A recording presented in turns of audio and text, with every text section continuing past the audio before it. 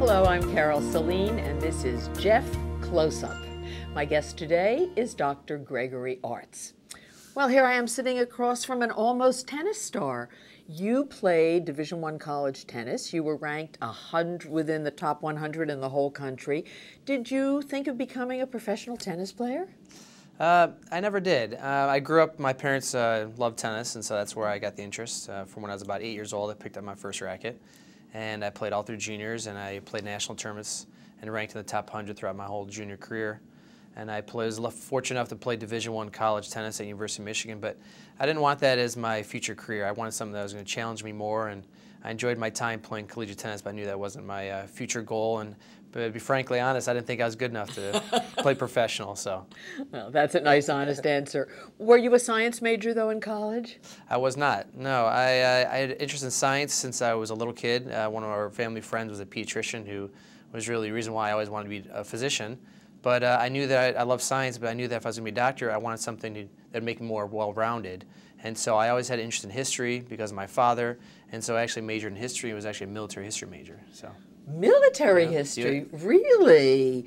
Do you spend your spare time visiting these battlegrounds around the world? Around the U.S. quite a bit. I've been to a few around the world, in Europe and D-Day, the beaches of Normandy. But most of my spare time, if I'm not reading medical literature, is I'm reading usually books about different either wars of antiquity or World War II books. Now, you were raised in the Midwest, and you were the youngest of 3 brothers. You're married to an ER physician. Now you have 3 little girls. So what was it like being part of a family of all boys and now having these 3 little girls? Yeah. It's definitely very interesting. It's a learning experience for me. And the funny thing is my oldest brother has 2 girls. My middle brother has a girl. And I have 2 girls, or 3 girls, so it's a learning experience for all of us. But my mom loves it because she has all of her granddaughters now. Oh, so she can finally get somebody to go shopping with right. her. Yeah, getting used to all the pink was difficult. So, you are a neuro-otologist. Could you explain to us what that means? So a neurotologist is I'm an otolaryngologist by training. So I did my 5-year residency. That's an ENT for ear, people nose, who and throat. don't understand that. So I did a 5-year ear, nose, and throat residency. And then on top of that, I did a 2-year fellowship in strictly hearing and balance disorders, which is what a neuro-otologist is. So I specialize in probably about 95% of my practice is seeing patients who have problems with their hearing. A whole range of problems can cause that, and also patients who have balance problems such as dizziness and vertigo. And you often operate with neurosurgeons because of that?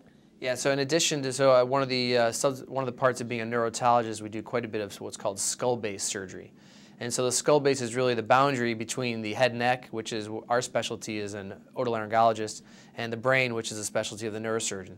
So a lot of the skull base lesions kind of bridge that skull base, and so it requires people who have expertise in the skull base below and the skull base above, which is the neurosurgeon. So you work as a team. Mm-hmm. What's the most difficult surgery you do? By hands down, the most difficult surgery we do is called acoustic neuroma surgery. It's a benign tumor that's in a very difficult place. It is on the hearing. Back here? Yeah, it's in the behind. It's actually on the brainstem, where the brainstem meets a part of the brain called the cerebellum, which is the balance part of the brain. So show us where that would be. Yeah, so it would be right about. Okay. So the tumor is really right here, just almost through the ear bone, and it's on the hearing nerve and the nerve that moves your face. So there's quite a bit of decisions that have to be made in terms of managing and treating these tumors. You can visit Dr. Artz at either the Navy Yard or Jefferson Center City. Thanks for being with us, Dr. Artz. Thank you very much.